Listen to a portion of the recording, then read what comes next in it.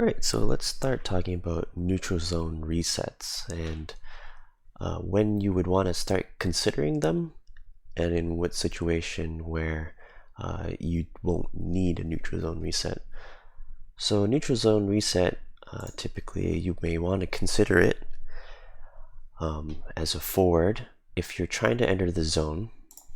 So let's say the left wing has the puck here and they're trying to enter the zone.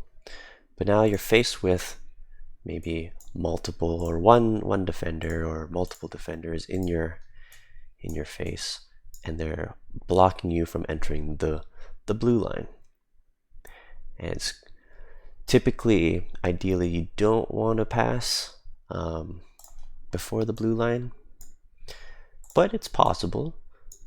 But it's a bit of a high risk play because it's very easy to be offside and someone can come in and intercept it, as they know this is really your only option.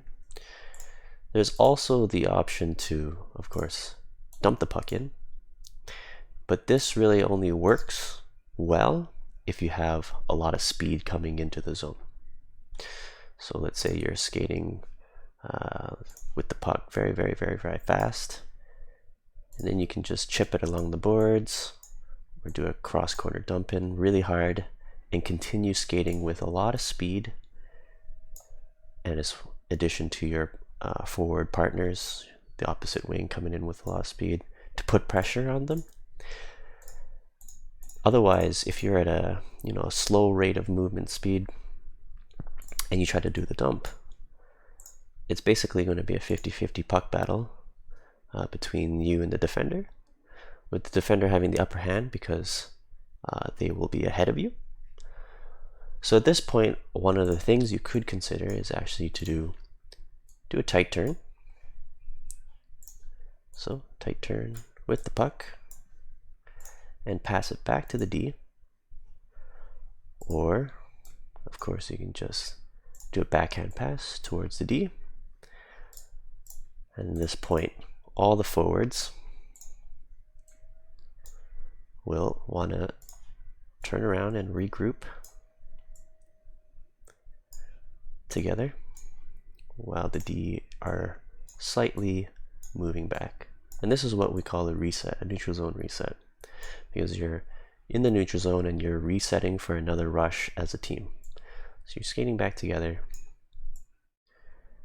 back towards your blue line. There's two things that could happen. You can draw the defensive team out towards you, and that creates some holes in their holding of the blue line. But if not, let's say they're holding it quite tight, and let's just for illustrative purposes they're forming a straight line. It's usually not going to be the case. At most, maybe a 1-4 as a very conservative setup, or another conservative setup could be a 1-3-1, something like this. But in most cases they will be holding this blue line. And so for illustrative purposes, let's do a wall like so. And the idea here is you want to have all three forwards moving in high speed going into the zone. And so what are some ideas that we could do? So from here we have the lefty with the puck.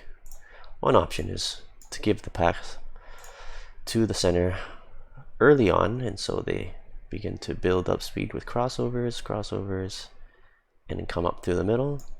And the wingers are going to look at the center, and they're going to time moving up the boards together with the center at the same time.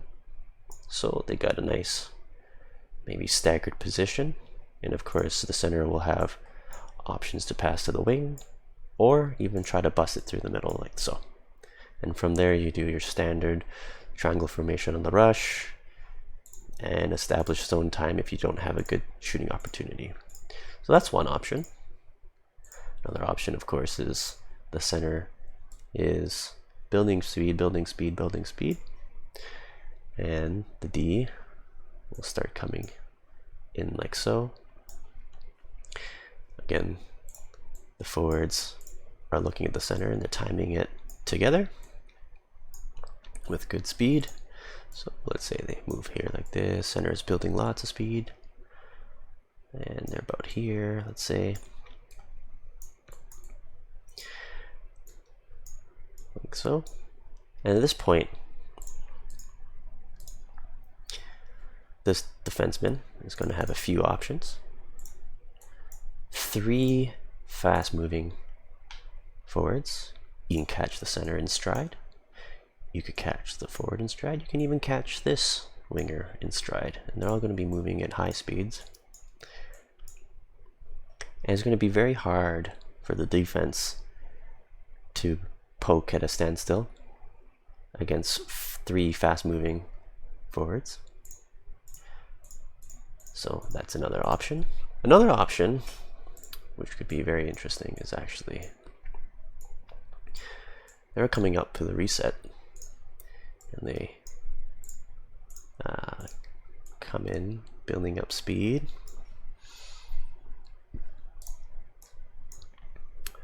Building up speed.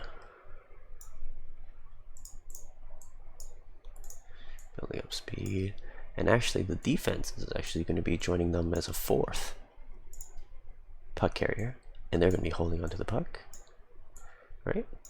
Like so, building up speed, building up speed. And so what they actually want to do is time it so that they get to the red line and release a puck and dump it into the zone, either across corners. And they need to pass this blue line before they pass the blue line, so it's not offside. So let's say they fire off the puck right when they're about to pass the blue line. And let's say they go to the cross corner dump right here. These 3 forwards are going to have so much speed that these defenders are going to be caught flat-footed on the dump. So these wingers are going to be very easy to get on the puck, and then you can establish zone time. You can pass here, lots of options, continue to skate it with the puck, etc., etc. Another option you could always consider as well, same idea with the center, because again they're building up speed,